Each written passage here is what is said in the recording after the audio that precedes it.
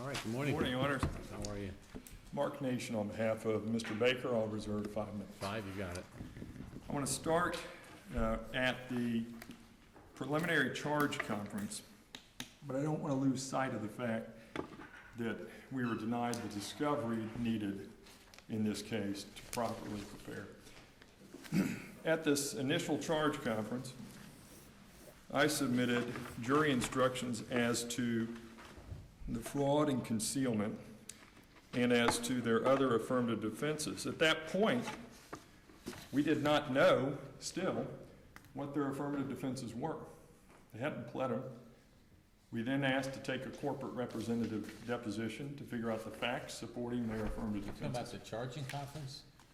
Well, the preliminary charge conference, right before the trial. Okay. But there's, That wasn't the day of the trial then?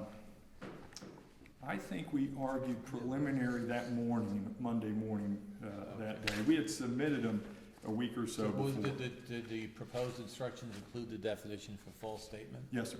From our perspective, it did. And the judge rejected It rejected and said, as to false statement, doesn't have to be intentional and does not need to be material. Was false statement in a different proposed jury instruction? Because I have your number 5. You have number 5. Number 4, because we're still having, you want me to Does show you this 4 one? have false statement? It has their policy defenses, because we Okay. didn't know for sure what they were going to claim. Okay. Either At that way, point. what your proposed jury instruction with reference to false statement was that it needed to be a false statement as to a material fact. Is that correct? Okay. And intentional and material, both of those. Okay. That was denied. And then we get to opening statement, and here's what they say in the opening statement. The policy doesn't cover a claim when either before or after the loss happens, a misstatement is made about the claim. One misstatement. That's all it requires. Then Was there an objection at that point, a request for a curative? no, because that was consistent with the jury instructions that had just been read to them. Because the judge had precluded or prevented us from arguing, or the jury instructions materiality. So both sides were given open warfare on false statement, argue whatever the heck you thought it meant. Correct. And that's what you got to do, or whoever tried the case on your I did. behalf. I tried the Yeah, case. okay. And so instead of the judge making the determination as to contract interpretation, where you have a term that may have 2 different reasonable meanings, we don't agree that it does. We think false statements, given all the case law, given Couch, given Blacks, given Merriam-Webster, requires materiality. I mean, But you even cited if a it case doesn't. from Wisconsin and Mississippi. Yeah. What do you got from Florida that's going to be Kansas? You got all I kinds got of a stuff. lot on materiality. Okay. And I broke it up as to intent, materiality, and prejudice. Okay. So when we get to intent, what we have. So this is all done the day of trial, as opposed to some sort of in limine hearing 2 months ahead of trial, where someone could have had all this research. I mean, throwing this on the lap of the trial judge at the last second with some out-of-state case law is probably not going to be, well received. Well, the way Because we it's a did- very interesting argument. Yeah. I'm getting my teeth into this just thinking about it, because everyone here was a trial judge. Yeah. But usually I would like to get a little more notice so we can get some memos done and do some more research. And I'll look at the date. I want to make sure that the preliminary instructions, they were filed on June 19th. Okay. And they had the authority in them. We set forth any objections we would have to each, even our own instructions, because we hadn't been given any discovery from their corporate rep. We were not allowed to take a corporate rep depo. And so we objected, and we said, we're not trying these issues by consent. And then we set forth what the law is as to false statement. And the totality of these statements were pursuant to the investigation of the fire after the fact. They were not statements made at the time the insurance was placed. Is that correct? Correct, and that's real important. And I guess you're bringing up the Universal versus Johnson Yeah. case. That goes to the formation of the contract. And in the Universal versus Johnson case, it says when you're talking about the formation of a contract and there's an unintentional misstatement, that has to fall on somebody's shoulders. And in that circumstance, depending on the language of the application, that's going to fall on the insured. But once it's formed, There isn't a case out there, not one they've cited, and certainly we've shown the opposite. There is not one case that says they can void a claim for an immaterial misstatement of fact. Are one, or without showing prejudice. They were allowed to do both in this case. Let me ask this question, because are you arguing that this is a cooperations clause or not? It Because is. my understanding of a cooperation clause is if you get sued, you are to cooperate with your carrier. That is the intent of the cooperation clause. But this is a clause of forfeiture, Yes, sir. obviously, for a false statement or an intentional misrepresentation of a material fact. Immaterial, not Well, material.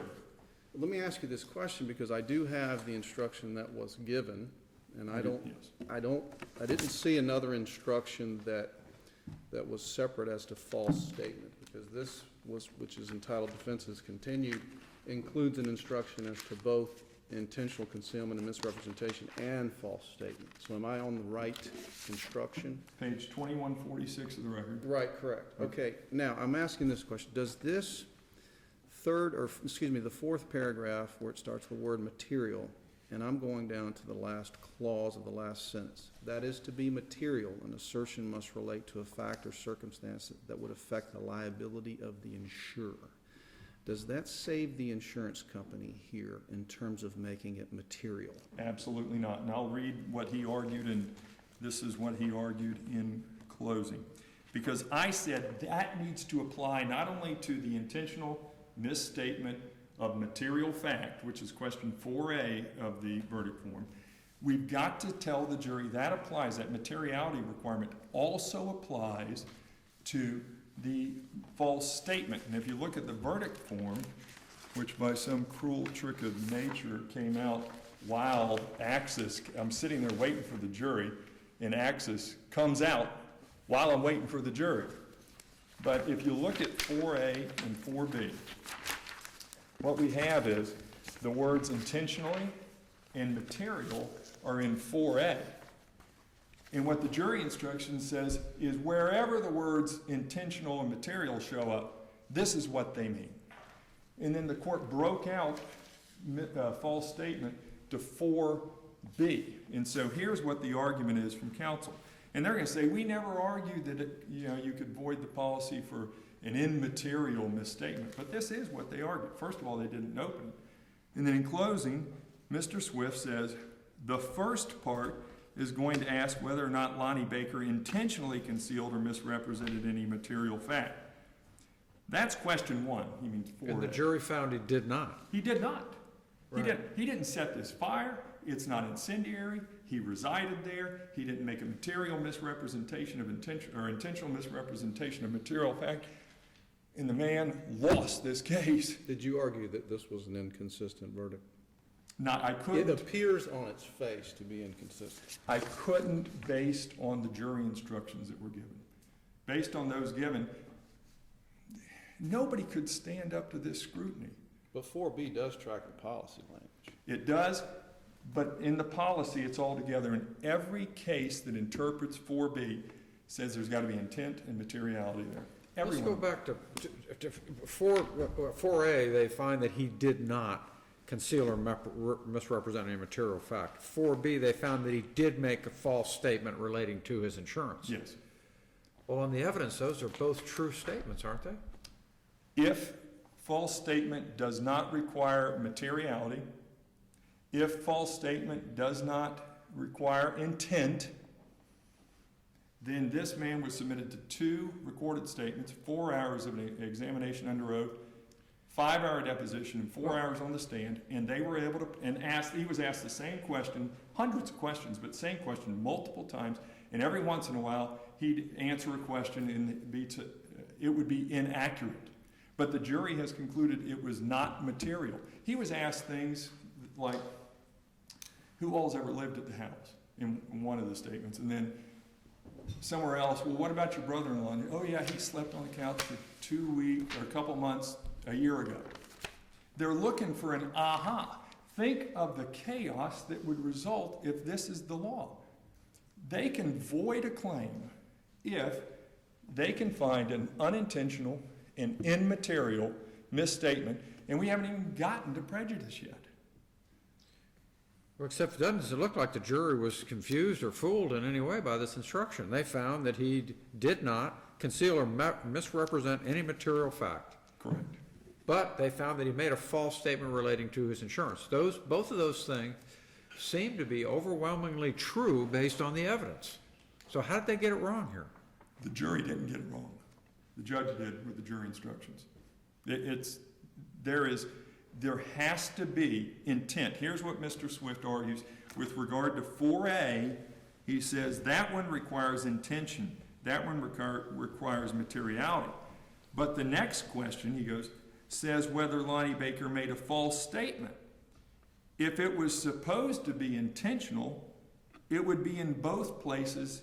It's not. An incorrect statement, that's all. A false statement, something that is untrue. That cannot be the law that they're able to void the claim based on something that's untrue and immaterial. And we haven't gotten to prejudice. And so we look at this term, false statement.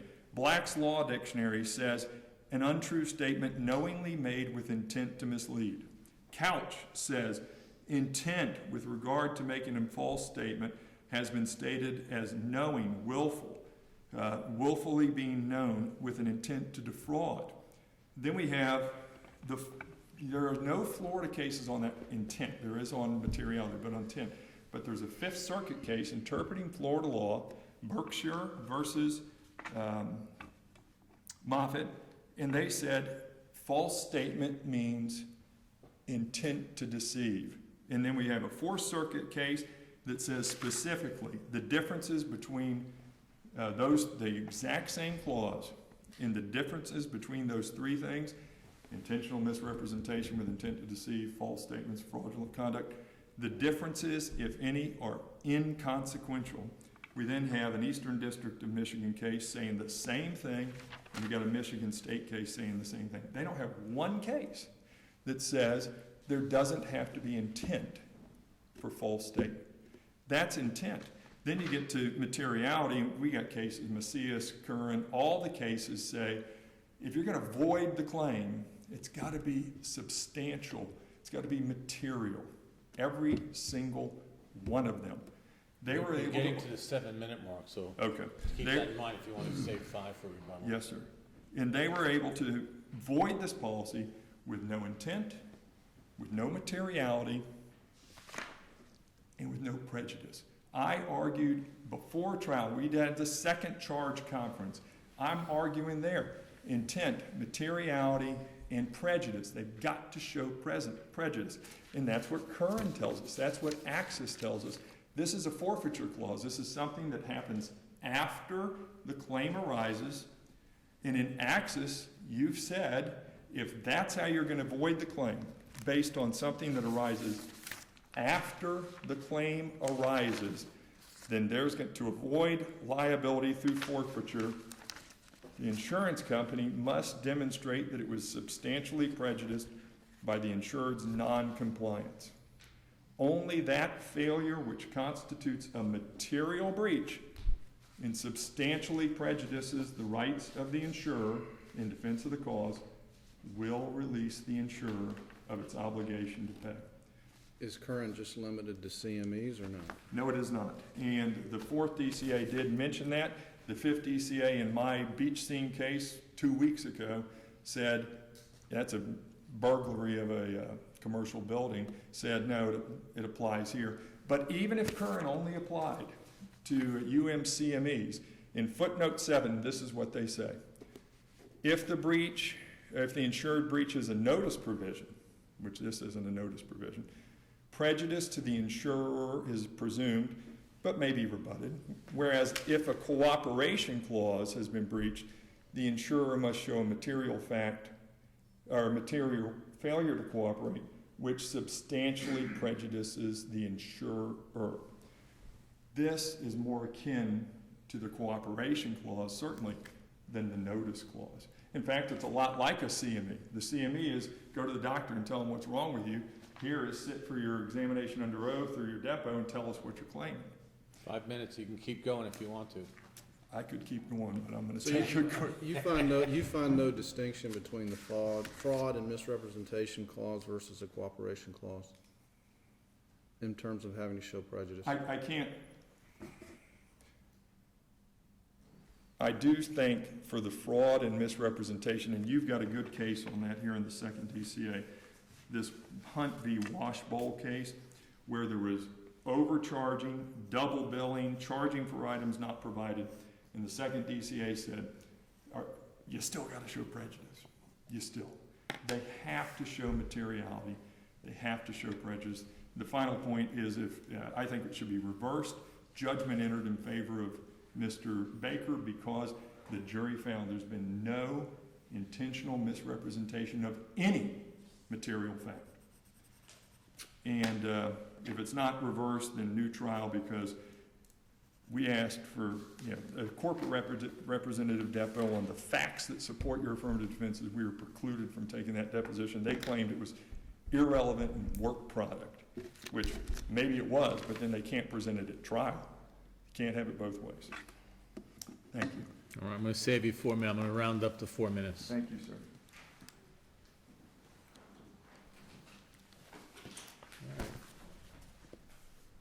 Good morning. Mr. Swift, good morning. Robert Swift representing the appellee in this case.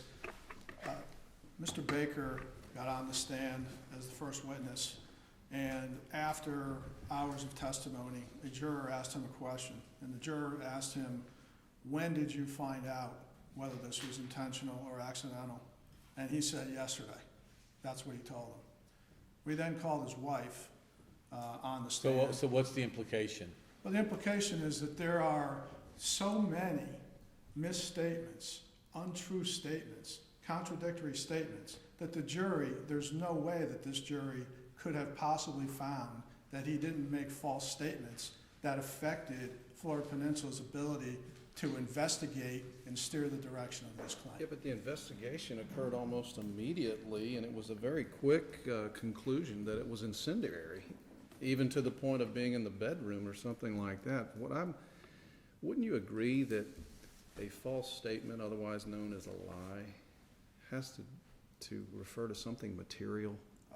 I don't disagree that in order for coverage not to apply under this circumstance, that the statements have to have some level of materiality or importance as it relates to Florida Peninsula. 4B says Lonnie Baker made false statements relating to the insurance. Correct. That's a little vague, isn't it? No, not at all. It's exactly what the insurance policy says. What did he lie about as to the insurance? Okay, well, here's the information that he gave that was submitted to the jury for them to consider. And these aren't all the statements. During his recorded statement given to both Florida Peninsula and law enforcement, was there anyone that you know of that could potentially cause you harm? No, I'm the nicest, easygoing guy in the world. 3-4 months later, after he gets his lawyer and gives his EUO, he says, oh yeah, this guy Cedric Carr, my wife's daughter's boyfriend, stole this stuff and I threatened to kill him, and we believe that he was the one that was involved. The And bucko? Sorry? Bucko? Yeah, okay, bucko.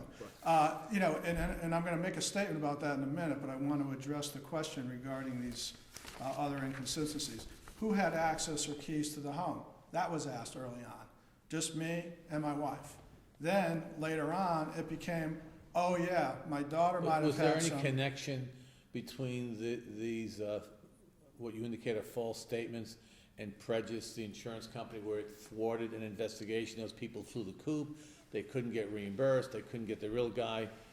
I mean, where are you going with that? Or you say this, we don't need a connection? Where I'm going with that is, first of all, these are questions that are asked in a routine arson investigation that go to motive and opportunity, first of all.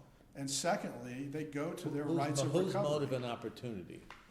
The homeowner or the perpetrator? Well, the investigation of the case is to determine what happened. We already know it's intentional. This indication that this whole jury somehow found this was not incendiary is completely incorrect. This was an intentional fire. It's undisputed. The accidental issue has to do with Mr. Baker. But getting back to your point, Right. the investigation is, yes, who was involved? Was it the insured? The primary person who has the motivation would be him. We understand the jury indicated that they didn't believe he lit the match, and we argued that. But it also goes to finding out who did it so that we can figure out, A, do we have a right of recovery? And B, was there any kind of post-loss concealment, which was really our theory in this case, was that he found out after the fact what had happened. Without implicating people here, we believe two of the people who appeared as witnesses at trial also had motivation. He found So, out I mean, what about you're it. trying to say is, he kind of knew who did it, but he didn't want to spill the beans and get that Exactly. person in trouble, but yet still collect on the policy. Exactly right, exactly And that's right. enough of a false statement, but does the jury have to be informed of a better definition of a false statement? Well, we asked for the definition of false statement that was given in Johnson. That's the appropriate statement of the law. It does not require to be intentional. If this panel is going to find that these statements have to be intentional under 3 different provisions in this particular policy condition, then you're throwing Johnson out. Well, he's saying this verdict would allow the carriers to say, we don't have to pay for a claim if it's immaterial, even if it is immaterial, and even if it's not false, and even if there's no prejudice. Well, That's what he's saying this is a He's setup. saying that, but that, first of all, that was never argued. Every single time I referenced false statements, I tried this case, every single time I referenced false statements, I told the jury, this is important, this is why it's important. We put the detective up there and asked him questions about why these various things are And important. there's no standard instruction on false statement. No, absolutely not. So you're saying you cobbled it from Johnson. Correct, and Johnson was a misrep case, but the argument in Johnson was that your policy language gives a broader definition and gives more coverage to the insured than what the MMR statute does, so therefore, you should interpret the policy and provide broader coverage. And the court said, that policy, which is the exact same language here, does not require under subdivision 2C for there to be intent. So the judge let both sides argue what that really meant to the Correct. jury, and that's what I meant by the open warfare. Right, well- Have at it, guys. Right, and you'll see in the record, of course, my argument was, and even at a sidebar conference, that it was completely improper for the plaintiff appellant to argue that intent was required, because that was misleading. So while I would have liked the judge to have also given a definition, the definition should have been ours. And under that definition, the same result would have occurred. There are 3 categories of misstatement as I understand them. One that was the question is, do you have any reason to suspect anyone? We've already talked about that. Correct. Number 2 is, who else has keys to the home? You've already talked about that. Right. There was a third one, though, submission of lease agreement and request for payment of based on same. What's that all about? Okay, well, what happened is that when someone has a home that's damaged, they have what's called additional living expense, coverage D under the policy, and I know the panel has dealt with insurance cases before, and Mr. Baker wanted money. He had moved out, and I was living with his girlfriend/wife, and according to him, even though the evidence clearly showed he didn't have enough money to pay his own expenses, was giving her money and wanted $3,850 a month from Florida Peninsula. He submitted 3 separate lease agreements, and we were able to show this jury that one of those lease agreements that he admitted he submitted for payment was fraudulent. It was fake. It wasn't, and not only that, but he also testified directly he never occupied the property and didn't intend to. So that was clearly a statement that the jury could have relied on either the amount he was claiming, which clearly he could not have been paying her. There was just no way he didn't have the money. Or in the alternative, the fact that he submitted this document for payment that was clearly, he had no intent to occupy that home and never could form the basis Was of that any part of the recovery. claim? Was the loss of use at issue in this trial? Absolutely, absolutely. In addition to the arson? Yes, absolutely. They're claiming damage to the dwelling, personal property, and loss of use. So my understanding is that's not divisible. there's a false statement about any portion of the claim, it's not divisible. You can't separate it out. That's It's correct. a false statement as to all. Right, It's that's absolutely correct. On the first-party homeowners, there's a single premium for all coverages. It's not a divisible item. And we argued this case, although it was a PCA, we argued this case on a option to repair where the same arguments were made I in mean, the 50s. that's not an issue on appeal, though. It's not. That's just confusing, okay. Okay, sorry, I didn't mean That's to do okay, that. But I'm old. what I'm getting there. What I want to point out, though, along those lines is this. If, for some reason, the plaintiff believed that some of these statements that were before this jury could be deemed immaterial somehow, and they can't. Well, you're trying to use it as impeachment or. Well, the point is, he could have asked the judge to itemize out the various misstatements that we were claiming were false statements. And then the jury could have made a determination, which of these are we actually relying on? And then there could be an argument, well, I don't think this one was material or this one was material. But these are material questions. This is an arson investigation. This is not just someone coming in and saying, hey, you know, what happened in the accident? I turned left, et cetera, et cetera. And the fact that it was indicated that the jury made a determination that there weren't any material misstatements, that's not what happened. What happened was the jury found that there weren't, we didn't prove, because it was our defense, that there was no intentional misstatements.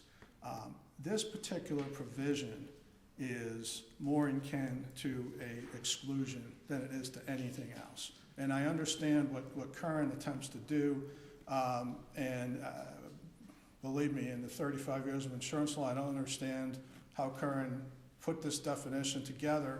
But what I wanted to point out in some of these cases that have come up since Curran, that the courts have clearly indicated that we're not dealing with simply is this a condition preceding condition subsequent analysis. There are 14 or 15 types of policy conditions, and you can't put them in these two categories. If this was an exclusion, if they had put this in the exclusion section instead of the condition, we're not having this argument, because we would just say, okay, this is what it says, it's not covered. Materiality is irrelevant, we put it there. But because we put it in the conditions now, we have to treat it differently.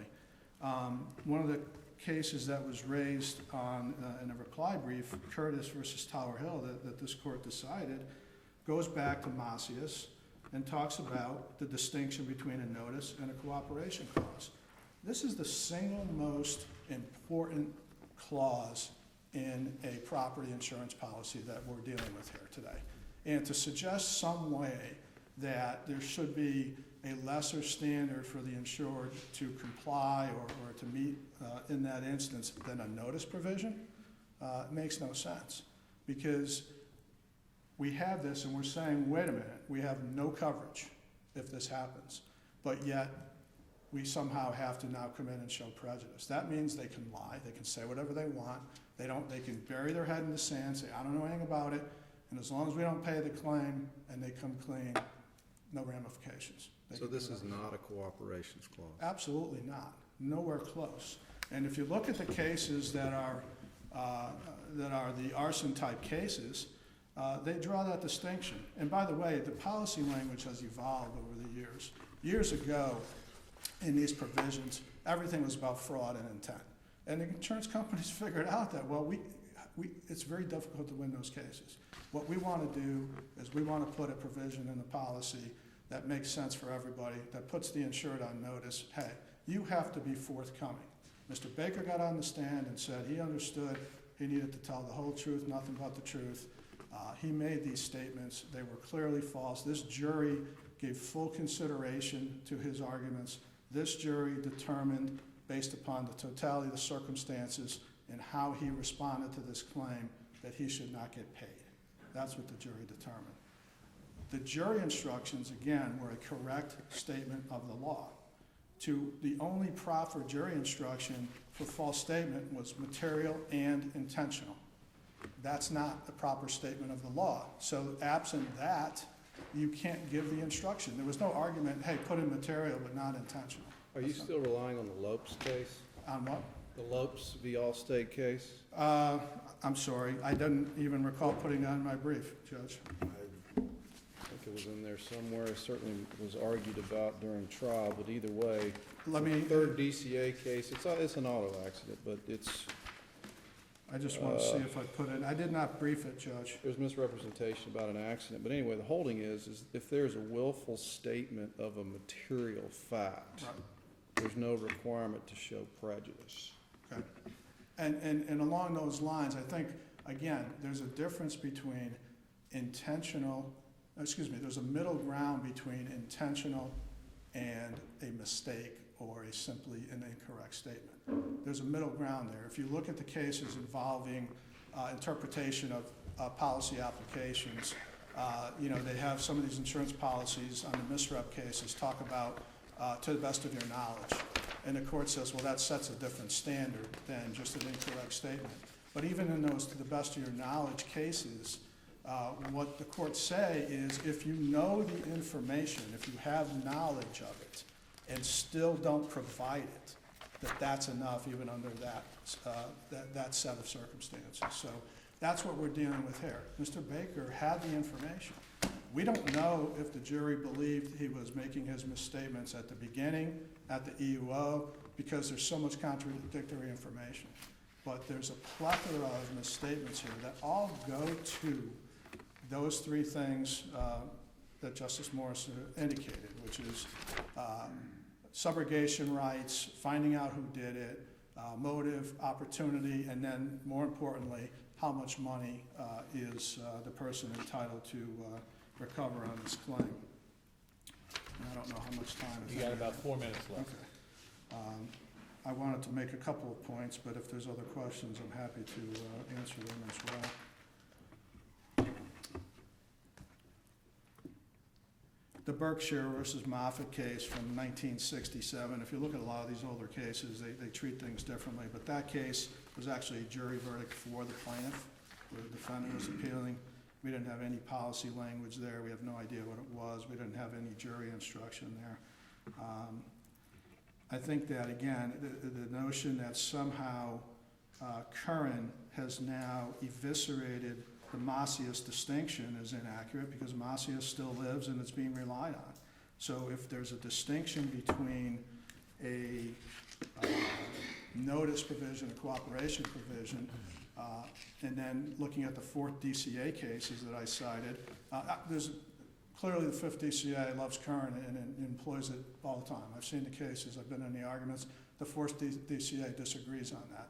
But the 4th DCA brings up proof of loss and continues to say proof of loss is a condition precedent. So how is it that we can then categorize this, again, very critical fraud, concealment fraud provision as something other than either a condition precedent or really just, hey, like it says, there's no coverage if you do these things. We believe that the jury got it right. We believe that there was a correct statement of the law made. We believe that steps could have been taken to avoid the issues here, if the question is materiality, by asking the jury enumerated questions. That way we could look at them. And if the jury checked off, well, you know, he was wrong about what he had for dinner, obviously we wouldn't be here. The case would be getting a new trial. But we believe all of those things militate in favor of upholding this jury's verdict. Prejudice has to be presumed in this case or not to be shown, because if you allow people to simply thwart your investigation in any way they want, and then have the company come and have to prove that they were somehow prejudiced, it's improper. But in this case, they obviously were, because they were led astray. So, All right, thank you. thank you. Mr. Nation, you've got 4 minutes, I promised you. Thank you. They did nothing with the information my client gave them, nothing. They didn't even give it to their investigators. It's nothing but a pretext. Axis tells us this is a forfeiture. And if you have a forfeiture, they're going to have to show prejudice. I've said from day one, they're going to have to show prejudice in this case. They fought hard not to have to show it. If they're here today saying this is how we were prejudiced, fine. But they should have done it and had the jury make that determination. only after the jury found that there was a material false statement. Step one is they would have had to find a material false statement. This jury conclusively found there was no intentional misrepresentation or concealment of any material fact. So everything he just got up here and told you about, this is why it was important, doesn't matter a bit. The jury's already spoken on that. No intentional concealment or misrepresentation of any material fact or circumstance. That's what the verdict form said. They checked and no, they didn't prove it. So here we are with false statement. He's allowed to argue in opening and closing, hey, this false statement doesn't have those words intentional or materiality attached to them like in 4A. And so for 4B, he argued in closing, something's either true or false. That is not the law, and it cannot be the law. You cannot have homeowners insurance be subjected to 2 recorded statements, an EUO, a deposition, time on the stand, and then they go, aha. And so none of what he has said is material. And then whether you follow Curran or you look at footnote 7 in Macias, or you look at Axis, they got to prove prejudice. If they're going to say he said something untrue, they have to prove prejudice. This is a forfeiture. That's assuming we find that this is a cooperations clause, correct? I don't know that you have to. It is more akin to a cooperation clause than it is to a notice provision. Notice is, hey, I had a fire, come out, and they're investigating. As long as he starts participating in that investigation, he is required to cooperate. If he makes material misrepresentations in that investigation, even if they didn't have a fraud and concealment clause, if he makes material misrepresentations, then he has failed to cooperate. He didn't. He did not. But even you don't have to reach that conclusion because it's a forfeiture. And these things are treated different ways. You know, condition precedent versus a condition subsequent. We know from Curran, he can say he doesn't like Curran, but Curran doesn't limit itself to a context at all. They knew this opinion was going to be read by property lawyers throughout this state. And there's no way you can read it to say it's limited to But even, it does clarify what their duties are, but it doesn't relieve them of the materiality. They still would have to show a material false statement. You've got about a half minute. Okay. In Johnson, even in Johnson said, okay, it doesn't have to be intentional, but that's pre-formation. It doesn't have to be intentional, but it does have to be material, and the Johnson jury found that there was a material misrepresentation. Check my notes here. They needed to plead and prove prejudice. They didn't do it. He said that it affected their ability to investigate. It didn't. The jury already decided it was not material, whatever was said that was untrue. And as to the lease, whatever their argument was on the lease, I gave a different argument, and the jury found there was no material misrepresentation with regard to that either. All right. Thank you for your time and patience. Thank you, gentlemen. Well argued. We're going to take a short break, maybe about 10 minutes or so.